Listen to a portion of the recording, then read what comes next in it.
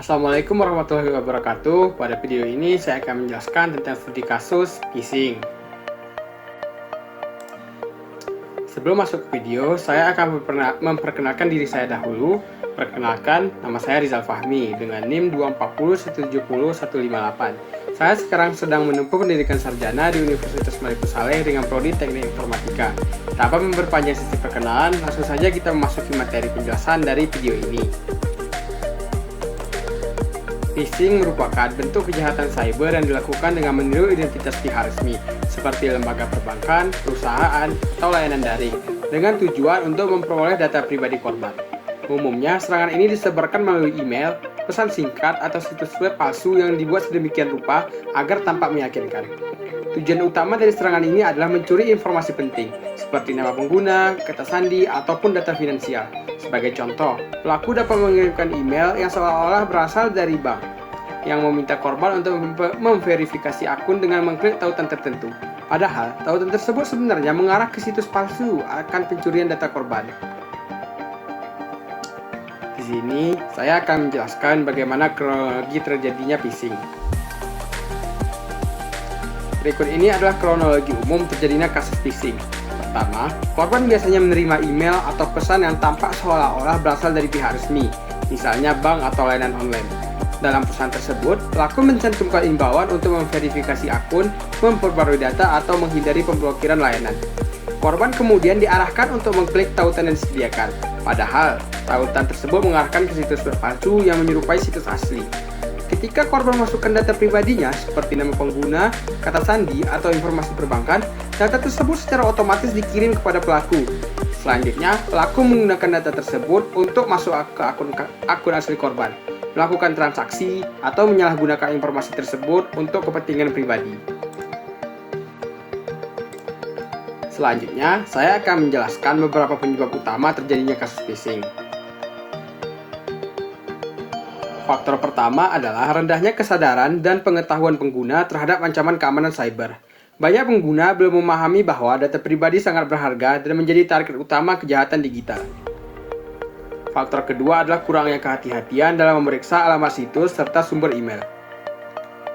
Pelaku biasanya membuat situs palsu dengan tampilan yang sangat mirip dengan situs asli, sehingga korban sulit membedakannya. Selain itu, banyak pengguna tidak mengaktifkan fitur keamanan tambahan, seperti verifikasi dua langkah atau autentikasi ganda, yang sebenarnya dapat mencegah akses tidak sah meskipun data login sudah bocor. Faktor lainnya adalah penggunaan kata sandi yang lemah dan mudah ditebak, seperti tanggal lahir atau kombinasi angka sederhana. Hal ini memudahkan pelaku dalam menebak atau membobol akun korban.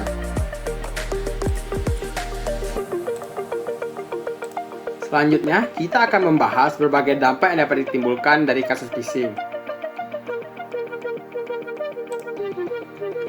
Dampak pertama adalah pencurian data pribadi serta informasi sensitif, seperti nama pengguna, kata sandi, nomor kartu kredit, maupun data perbankan. Data ini dapat digunakan oleh pelaku untuk melakukan berbagai bentuk penipuan digital. Dampak berikutnya adalah kehilangan akses terhadap akun penting, baik itu akun email, media sosial, maupun layanan perbankan. Setelah data login berhasil dicuri, pelaku dapat mengubah kata sandi dan sepenuhnya mengambil alih akun tersebut.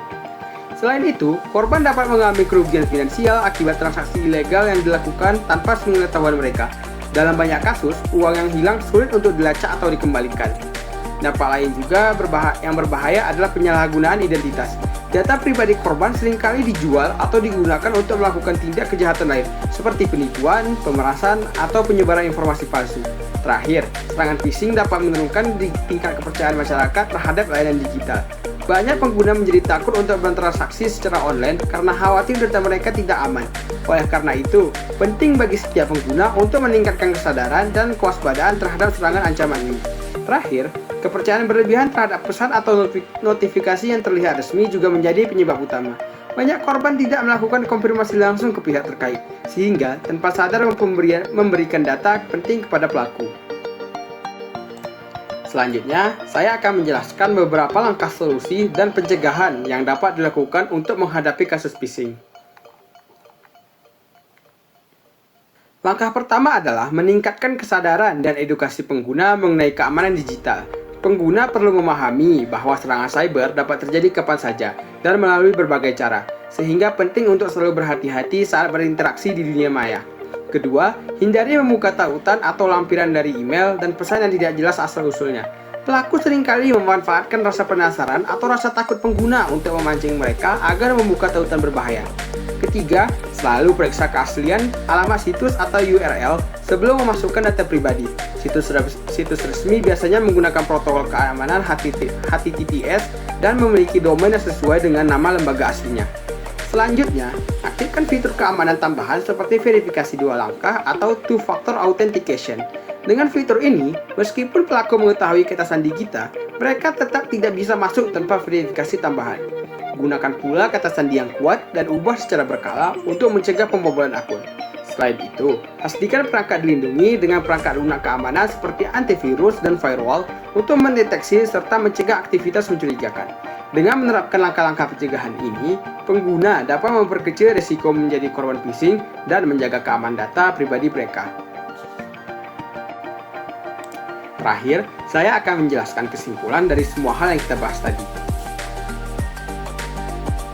Sebagai kesimpulan, phishing merupakan salah satu bentuk ancaman serius dalam keamanan komputer yang sering terjadi di era digital saat ini.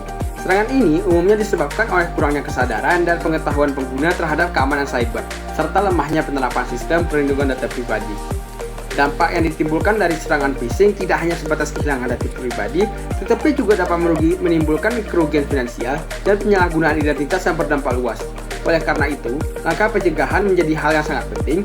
Pengguna harus lebih berhati-hati dalam menerima email atau pesan yang mencurigakan, memeriksa keaslian situs yang dikunjungi, serta mengaktifkan fitur keamanan tambahan seperti verifikasi 2 langkah.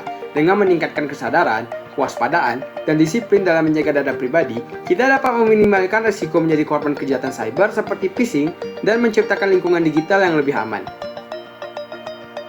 Sekian dari video ini, terima kasih sudah menonton video ini. Jika ada salah kata, saya minta maaf. Jangan lupa tekan tombol subscribe dan like-nya. Dislike kalau tidak suka. See you, bye-bye.